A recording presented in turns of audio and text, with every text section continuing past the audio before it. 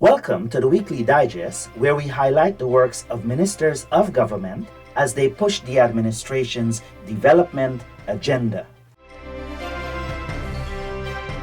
Prime Minister Mark Phillips started off the week reminding Guyanese that we are all part of this great country of ours. I'm happy to be here with you this morning as we launch the 7th edition of the Prime Minister T20 Cup. This Prime Minister T20 Cup is really about ensuring everybody can be part of this tournament.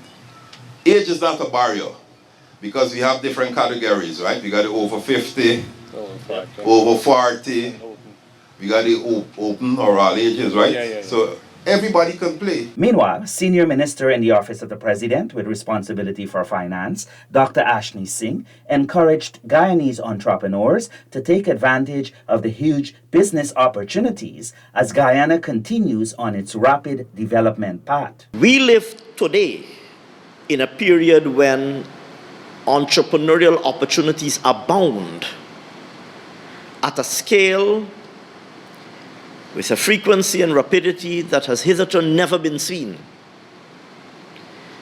This isn't the 1980s when you had to really scour the landscape to find an opportunity of a good business opportunity. The Guyanese economy today is growing by leaps and bounds. The Ministry of Foreign Affairs involved the relevant stakeholders as government prepares to address the labor needs of the country while its development priorities continue. In terms of public-private sector working, I think coming off from Vishnu's point, I think it's important. But also it has to come part of that whole wider engagement and people becoming very much aware and understand what is taking place and the opportunities out there. But it has to be done with this coordinated approach. It's not going to have one entity or one side having that conversation. It's not going to work. Both public, private, the communities and everyone else must be on board in terms of how do we address that issue. The Ministry of Health graduated its first batch of 29 pharmacy assistants from Region 6, and the Minister of Health encouraged the graduates to continue their studies as the country charters the course to delivering world-class health care. To move from being maybe a pharmacy assistant to now thinking about doing pharmacy. There's a 3-year program at the University of Guyana so that you can become a pharmacist. And even beyond becoming a pharmacist where you have a bachelor's degree, maybe think about going and do a master's. Think about doing a PhD.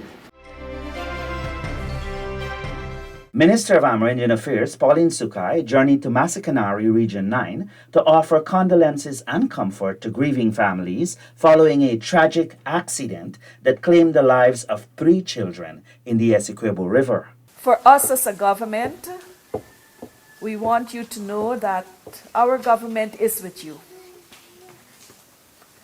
You're not alone. We're here to grieve with you. We learned of the accident that occurred Friday night, and for us it is tragic, and we want to make sure that you know that we hurt with you and we grieve with you. And so I am assigned to come and visit and to see to Jean Paul and the families.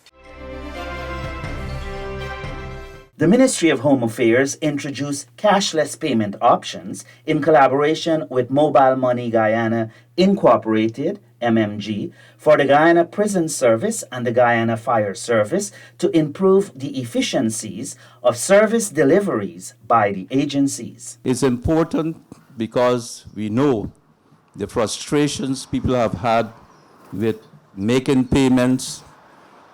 Simply the question of traveling to make the payments I don't necessarily have to speak about the some steps people have to call up to.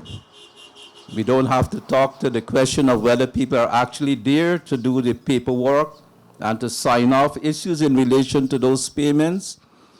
These issues are critically important where people have to spend more quality time improving lives, improving efficiency, and creating a more holistic environment where we work together to provide proper services to people. A new 294 million magistrates court was commissioned at Vigilance on the east coast of Demerara by Attorney General and Minister of Legal Affairs Anil Nandlal, who said that the new edifice is a demonstration of government's commitment in ensuring citizens have access to justice. It demonstrates vividly the government's commitment to invest heavily in the judicial system and in the legal system of our country. And it demonstrates vividly the government's commitment to upholding the rule of law and ensuring that there is equal and ready access to justice right across the length and breadth of our country.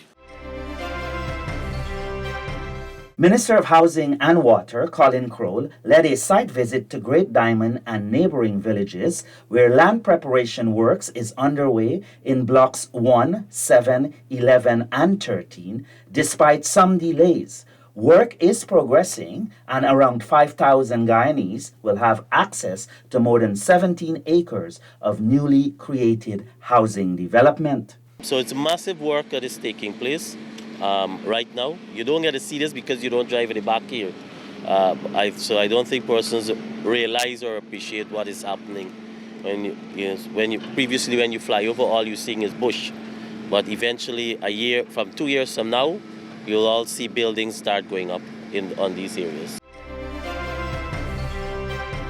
Approximately 35 organizations representing Afro-Guyanese communities around the country got funding totaling just over $1.8 million for a variety of initiatives. The third Agri-Investment Forum and Exhibition, with the theme Accelerating Investment in Vision 25 by 2025, was launched on Friday to progress the measures that would achieve CARICOM's Vision 25 by 2025 aim. The forum and expo will provide a platform to deliberate, discuss, strategize, and measure the region's progress since the formation of the Ministerial Task Force to drive food production and reduce the Caribbean's food import bill. We will discuss vital topics, ensuring that our actions are not only impactful today, but also sustainable for generations to come. It is the expectation that together we will explore innovative financing models, harness cutting-edge technologies, and amplify the impact of our collective efforts to propel us forward to a future filled with possibilities.